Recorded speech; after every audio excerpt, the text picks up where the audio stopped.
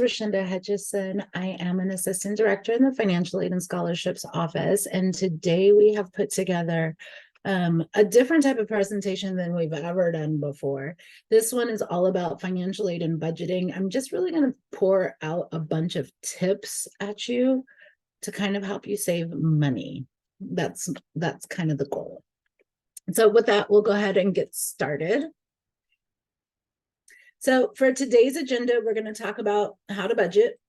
We are going to talk about some student discounts, shared housing ideas, transportation, credit cards, and part-time work.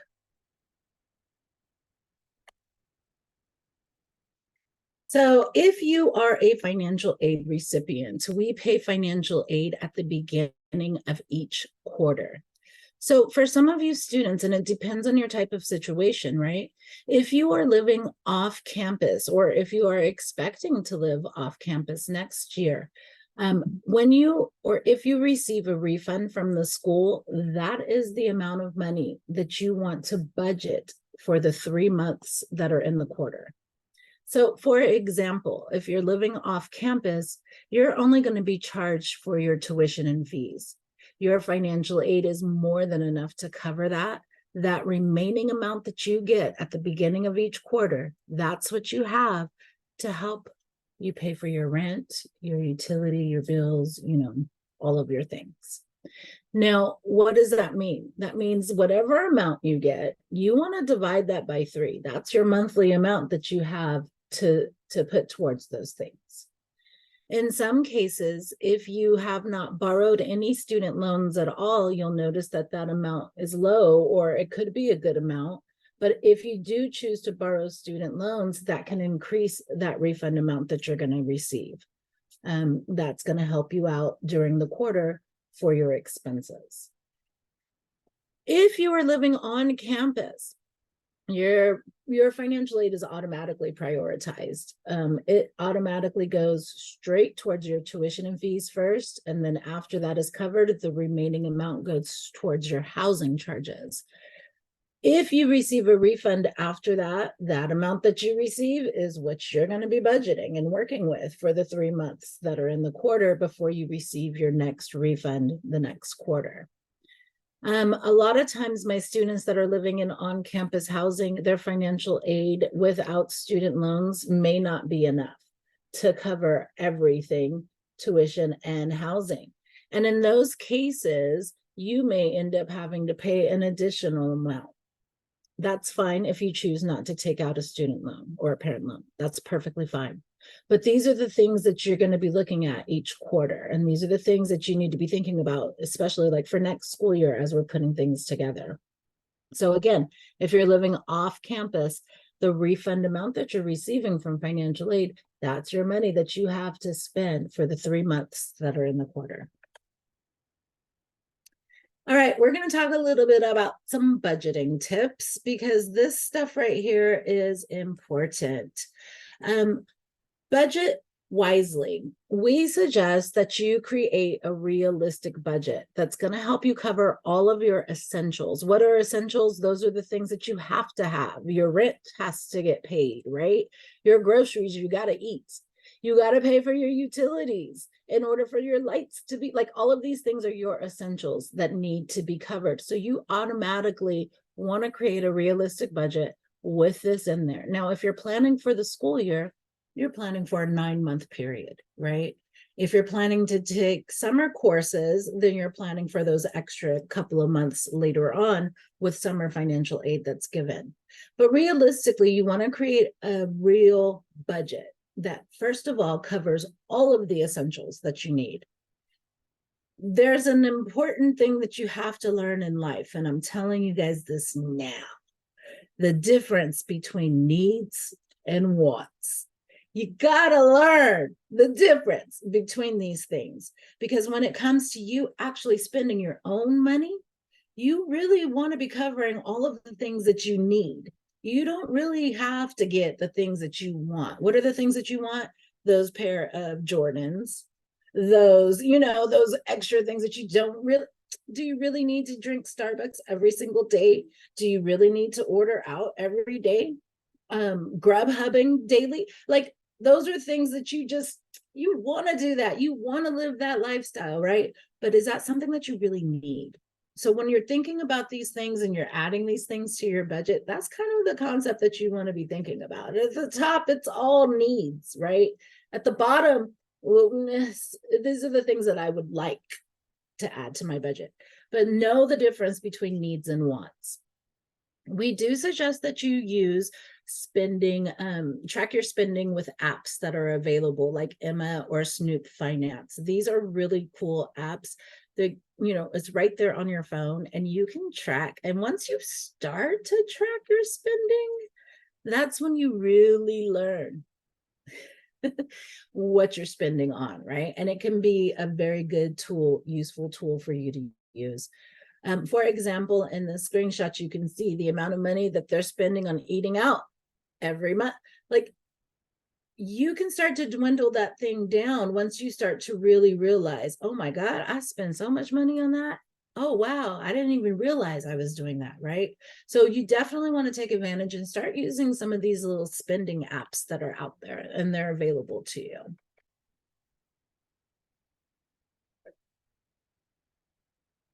All right, additional tips that we have. I'm sure you all know about Facebook Marketplace, right? But this is the key to saving money. While you are wanting to spend and you do want to get new things and you do want to do, you want to live this little lavish life that you've got set for yourself, you can definitely use these options. Facebook Marketplace is a great way for you to save money by buying used items. Everything is on there. Everything is on there, literally. So think about that as you're moving out. You're thinking about going to live on your own. Oh my gosh, I don't have any furniture. What do I utilize these resources? The UCSD Free and for Sale Facebook group is also a great place for students to go. And the pro tip on there is you can even get used textbooks on there. So always search there, utilize these things so that you can get the best type of deals available for you. Saving money. That's what it really is all about. Of course, there are some student discounts that are out there. I don't even know if you guys tap into these, but many of these discounts are available just by you presenting your UCSD student ID card. There's this running list of all of the vendors that this works for, but definitely you can screenshot or take a look at this link to find out about more. The other popular discounts that we have, I don't know if you guys are already tuned in on this, but of course there's Amazon Prime and you use your ucsd.edu address. And that's how you can get that good 6 month trial for nothing. And then $7 after. Spotify. You can also do Spotify.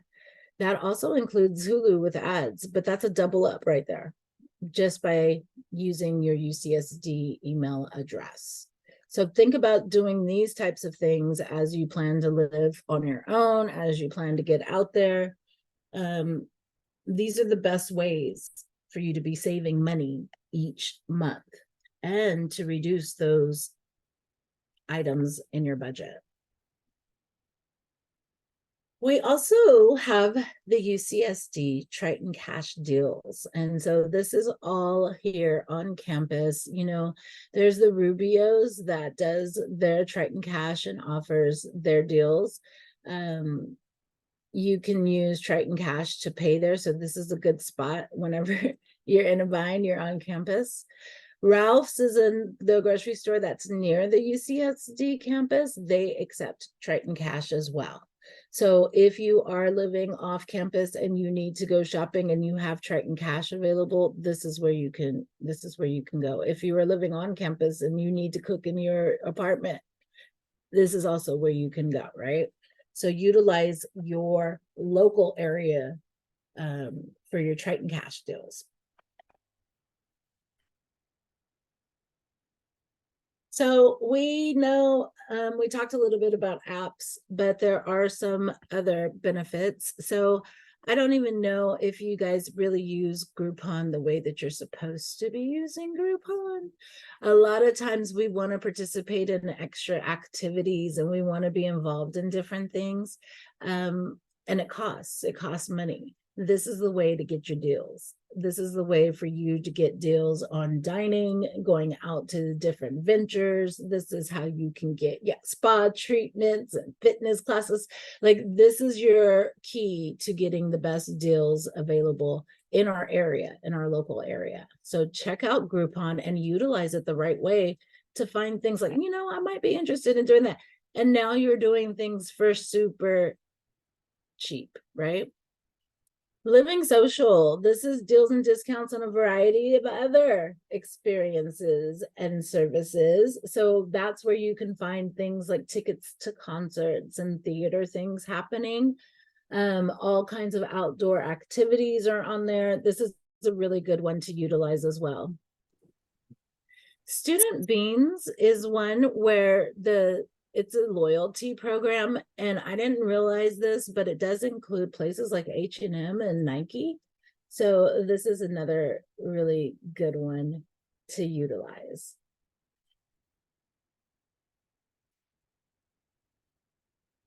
Here on campus, we have so many other discounts that are available for you students. The UCSD box office, the amphitheater, this is where they're doing a lot of new concerts and performances. These are all available to you, especially to you students under discounted. I tried to go to one concert that they had and it wasn't even available for faculty or staff. I was just like, Is like my favorite rap performer too. It really broke my heart. But you students, you have this opportunity to go to these amazing events that are happening right here on campus for discounted rates. Outback Adventures is right there, like in our backyard. And this one is a really good one where you can rent and get discounted rates for outdoor gear. You could do trips, you could do all of the skills things that they have available for you. This is a really fun activity, especially if you like to get outdoors. We're coming up on that really good time right now where the weather is about to get good, and it's a really good time for these things. The Playhouse, of course, the Playhouse offers theater and dance performances. They always have something going on. Tap into that cultural side, right? And really live this college experience. These things are available for you right under your nose, students. When we start to think about housing, I know a lot of students are living on campus that first year, and you may be moving off campus next year. You may be still living on campus, but thinking about moving off campus your third year. These are the things that you want to start thinking about. You want to start thinking about shared housing options. Consider living in an apartment with a roommate. Why? Why would I ever do that? Well, number one, prices in La Jolla are crazy high, right? Splitting that rent with someone is going to help you be able to live a better life. You will be able to utilize your financial aid better, right? Because you're not using like $2,000 a month versus $1,000. So make it make sense for you. Find some people, get that relationship going, put out those ideas right now. Start thinking about it for the future. This is a wonderful way for you to save money, especially in your college years. You always want to check out that Facebook group, the UCSD off-campus housing. This is where they list roommate options, they list rental options there. Sometimes people just need a place to stay for a period of time, and people are just, they're gone on study abroad, so they're renting their apartment for 3 months. Like, there's tons of options that are available out there for you, so you want to look into those. Zillow, Zillow online has all of apartment options and rental options that are available in our area. Utilize that. You can change your search and make it convenient for you in the price range that you're looking for and the location that you're looking for, and really use that app on Zillow Zillow in order for you to find a good location that's reasonable for you in this area. We know prices are high in this La Jolla area, even the surrounding areas. Those are the things that you can be searching for, but use these resources. They're available for you.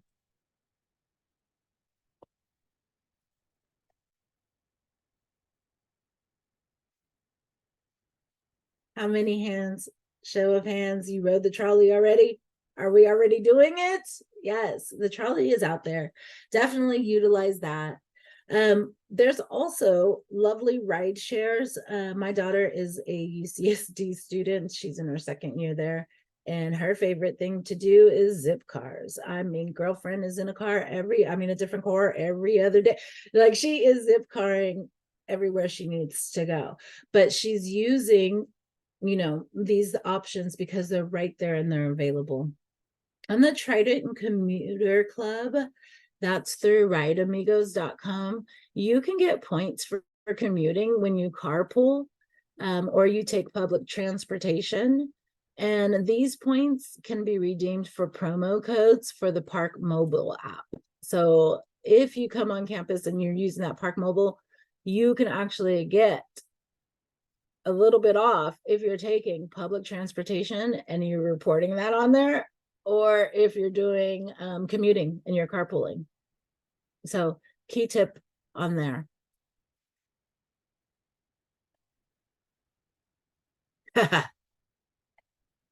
Credit cards. Let's talk about it. You all are of the age, you probably have already been offered a credit card, right? Maybe you already have a credit card and you've been spending. It is time to be wise about credit cards. The key thing is only spend what you can pay.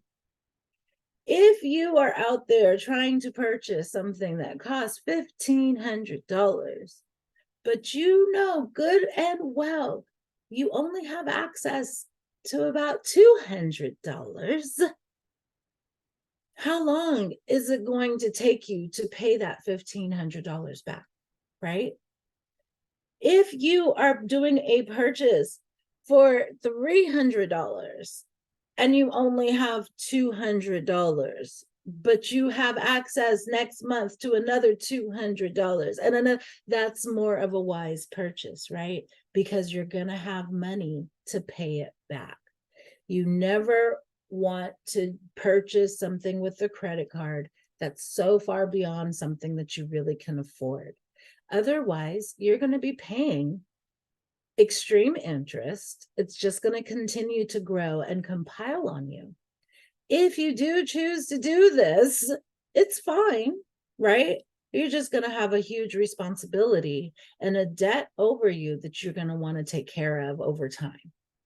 Now, we do suggest that you sign up for Credit Karma to start the process of tracking your credit score. You can never do this too early. If you have a credit card already in existence and in use, then you definitely want to check your score. The more that you pay your balance due on time, the better your credit score will appear over time. If you are missing the due date and you are paying late beyond the due date, not only are you accruing late fees, right? Not only that, but there's also a ding put on your credit score. So you don't have excellent credit paying history. That's the goal. Whenever you have credit cards, you want to be keeping an eye on these things. You want to make sure that you're making your minimum payments everywhere you go. You want to make sure that you have this stuff tracked. The best way to do this is to sign up for auto pay so that you don't miss any payments. This is going to ensure I know I pay my payment on time because it's automatically set up to come out of my account. And if you have your money set up like that, you won't ever have a problem. And you'll see I have been growing my credit continuously because I listened to that Rashinda girl when she did that financial aid presentation. So yes, this is what it's all about. Only spend what you can pay, guys. That's what it comes down to. If you have decided, I know that I can do school and I can handle working on the side, then we encourage you to look for a part-time job. The way to do this is through the Career Center. They have career services here on campus that can actually assist and walk you through this process. But this is where you can go to look for your part-time job opportunities. This is where you can go to look for your internship opportunities. Handshake is the tool that they use. So you can use the Handshake tool. And there is where you're actually going to put in all of your resume information, all of your job history. You load all of that information in there and you do your search through the Handshake tool. So these things are available to you as students. If you're looking for part-time work, definitely tap into these options. I want to make it clear that even if you are not receiving federal work study, you can still work on campus if you are eligible to work. Okay, so you don't have to be receiving the work study award in your package to get a job. If you are receiving the federal work study award or offer in your financial aid package, then you can definitely accept it. And then this is where you're going to come filter your search to look for work study positions specifically so that you can tap into that actual offer. We're at the end of the school year already, so keep this in mind for next school year as we prepare to get ready for fall quarter.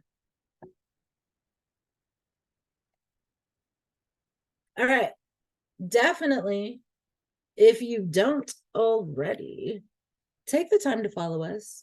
We are on Instagram. We are also on X. And we pretty much put out updates on a regular basis. Everything about financial aid is going to come out on there. Any updates that we have, any deadlines that are approaching. Right now, we have our continuing student scholarship application that is still available until May 2nd. We've been blasting that information. For you students, this is your opportunity to apply for our UCSD scholarships. And there are over 300 or 400 of them that are available for students. This year, we saw really low numbers. Many students were not even applying. So that means, guess what? There's a lot of scholarship money available. I encourage each of you to definitely get out there and complete that scholarship application. It's out there right now until May 2nd. So you have like a couple of weeks to get in there and get it done. So definitely follow us. We're at UCSD Fin Aid. That's our handle. Yeah, and we do all of our posts and all of our updates are there. If you ever have questions, you can always reach out to us via email. We suggest that you probably just do a Zoom call and just come straight through to virtual counseling. That's going to be your fastest way to get a hold of someone. However, our office is open and you can always walk into our office if you're on campus and see a counselor there in person. One of the things that I suggest right now, because we are coming up on, right now we're actually focused on creating new financial aid offers for those incoming students that just got accepted. And so next week, we're going to have special office hours. Sometimes that happens. And so the best way to know when we're going to be open is to go online to our website and then click on that Contact Us tab. That will always be updated with our most current hours. So with that, I will go ahead and open it up for questions. And then I'm also going to share this last slide that has some other important, useful links. I think I may share this presentation with you all, and then you can definitely, click on the link and that may be more helpful. But we're offering some things like that best budgeting app of 2024. That one is going to get you to a good list of the apps that you can use to create that budget that we were talking about. And then, of course, there's those Facebook pages we were in, the discount pages that we were talking about before. But yeah, I'll go ahead and open it up to see, do we have any questions?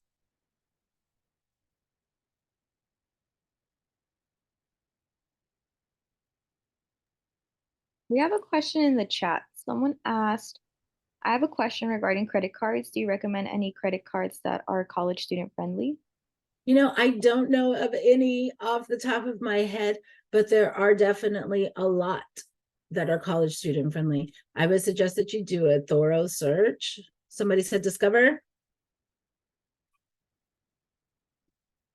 There we go. Yeah, Discover is a good starter. Personally, they helped me start building my credit. Good. This is wonderful. And that brings me to another point, guys. This is why you talk to your friends. See how she knew that little piece of information? That was golden. How would you know that? Just by communicating and asking, like, what credit card do you use? Is it working for you? Yes, I love that. Good. And any other, was there another question? Of sign-in information? Yeah, so when it comes to this financial aid stuff, you just kind of want to plan it out as we are starting to prepare to get you students your financial aid offers for next school year. Remember that offer that you're getting is for the whole year. You kind of have to do the math on your own. So you need to figure out, okay, this much money of my grants is going to go straight towards that tuition amount. This is how much money I'll have left over for housing. All of this stuff is going to be coming out later this summer. We have a financial aid document deadline date for my continuing students of June 1st. So students, when we open this thing up within the next few weeks, that's going to be your time frame to look and see if you have any documents that you need to turn in for financial aid. This is going to be for next school year, for 24-25 school year. You got to get those documents in by June 1st so that you can be eligible for the best aid. After that, I'm going to say about August, late August. Don't quote me. Financial aid offers should be available for you. And then that's when you're going to take that look and see, okay, this is how much free money I got. This is how much loan money I have to play with. If I add all of this up, I'm going to take out my tuition and fees. This is what I have left over for housing. And then split that amount into 3 quarters. That's the budget that you get to play with. And remember, each quarter is a 3-month period before you get another refund. I have a question. Yes. So for students who are maybe planning to move off campus next year and planning to use part of their financial aid to fund their rent, how can they budget for that rent if they don't have their financial aid package yet? It is very tricky. So August is when we're trying to put out those financial aid offers. School doesn't start till what, the end of September or October, right? So we're looking at, you should have about a month ahead of the actual start of school to know. Remember, you don't get financial aid until the very first day of classes, and that doesn't always align with the first day of the month. So you do have to plan accordingly ahead of time, because if you're going to move in before school begins, right, you're going to have to cover that on your own, per se, until financial aid hits. When that financial aid pays out, it never pays on a date. Sorry, it doesn't pay on the first of the month when you need it. You know what I mean? It could be paying out on the 18th, and you're like, oh my gosh, okay, I'm gonna have to save this money till the first comes around, and I have this money for the next, couple of months or whatever. There are often times the money doesn't come out until the 8th of the month, and that first has passed, and you're looking like, oh my gosh, I didn't get a chance to pay my rent on the first because my financial aid still hasn't come in. Those cases, you want to prepare ahead of time. On our website, we do list all of our payment dates, so you know ahead of time when we are going to pay financial aid for the quarter. But you got to do a lot of planning. You got to think about these things ahead of time. Like, oh no, in the winter quarter, we don't pay until January 3rd. It doesn't hit your account till January 5th. Like, my winter is going to be late. Okay, I need to think about that. Hopefully that helps.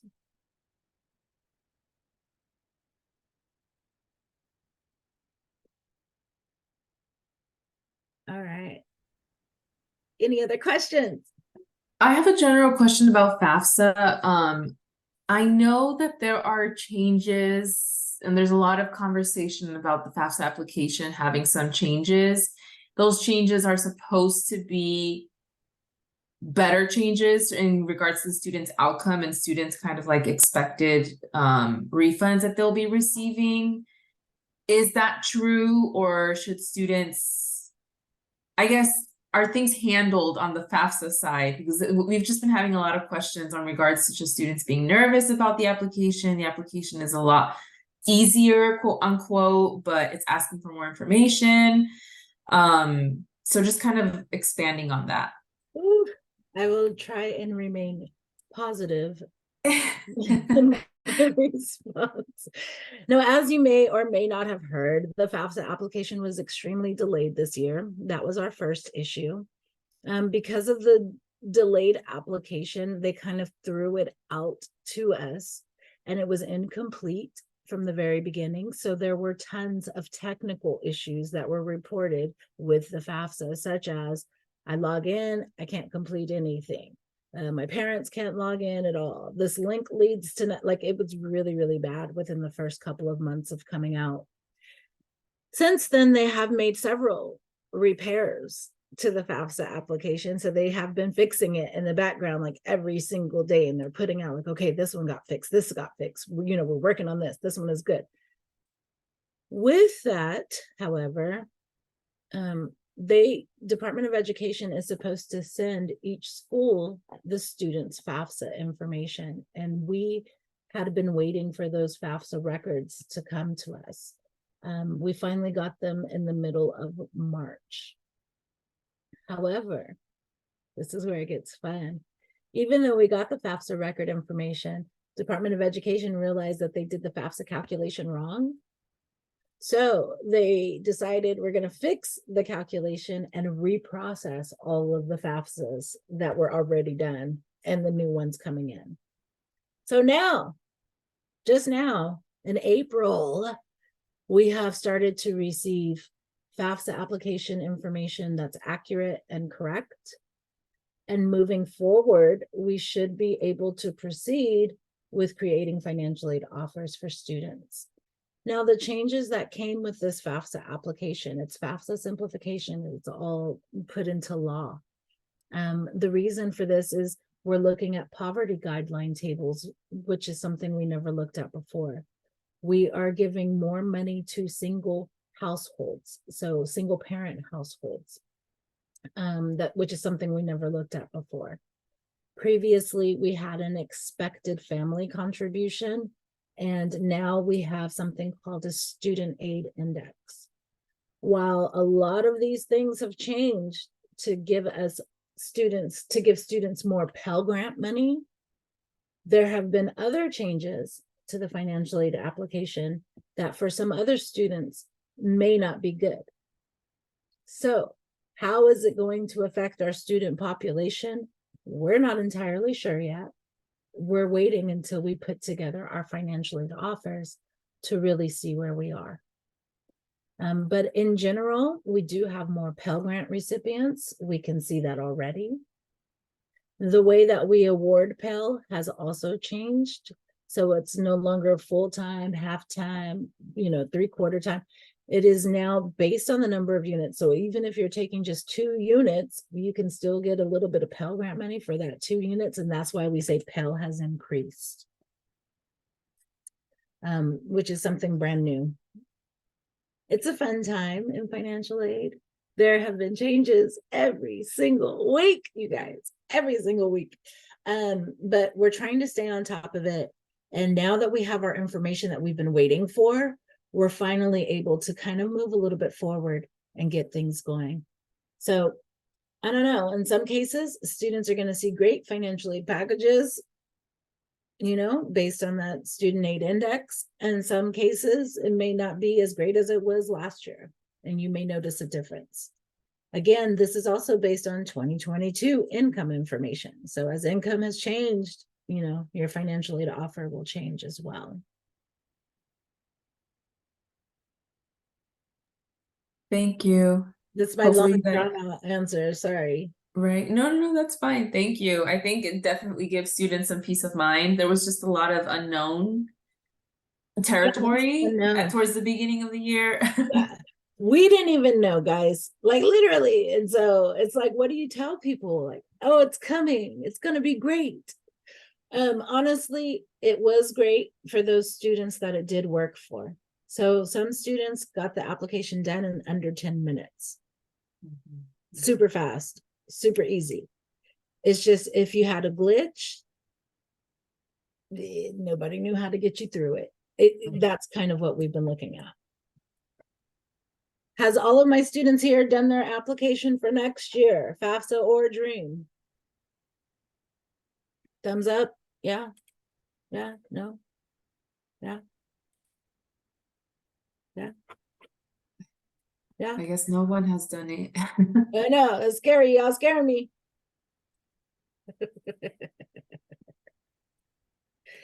But definitely, if you have questions with your application, reach out to me. We're doing sessions to try and help students. Like literally, I'm doing Zoom sessions throughout the night. Like, okay, I'm going to reach you at 6:45 and I'll be with you at 7 p.m. Like literally just to make sure that our students are able to get it through.